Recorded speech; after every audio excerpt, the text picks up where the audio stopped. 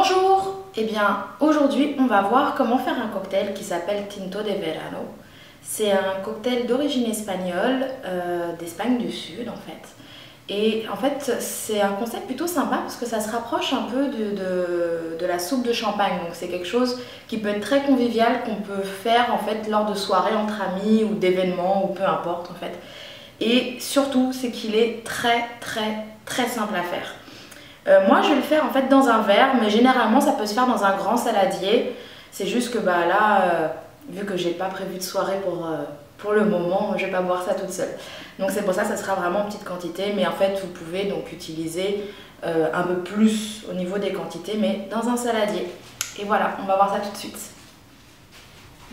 Alors voilà, le concept en fait c'est, il y a juste 3 alcools. Il faut donc du vin rouge, du martini blanc et de la limonade. C'est vraiment comme je disais, c'est très simple à faire. Il suffit de suivre la règle un tiers, un tiers, un tiers. Donc jusque là tout va bien. On va voir ça en fait dans le verre. Donc je prends donc d'abord la bouteille de vin pour pouvoir doser un peu au niveau du goût, parce que le vin ressort beaucoup plus au niveau du goût.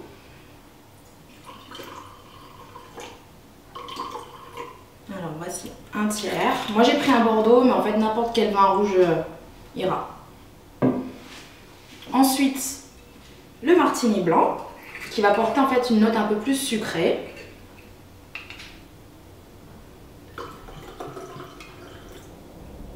Un petit peu moins d'un tiers en fait, pour pas vraiment que le goût soit trop coupé, le goût du vin soit trop coupé. Et pour apporter donc l'effet pétillant, la limonade. Et ça en fait c'est selon votre goût.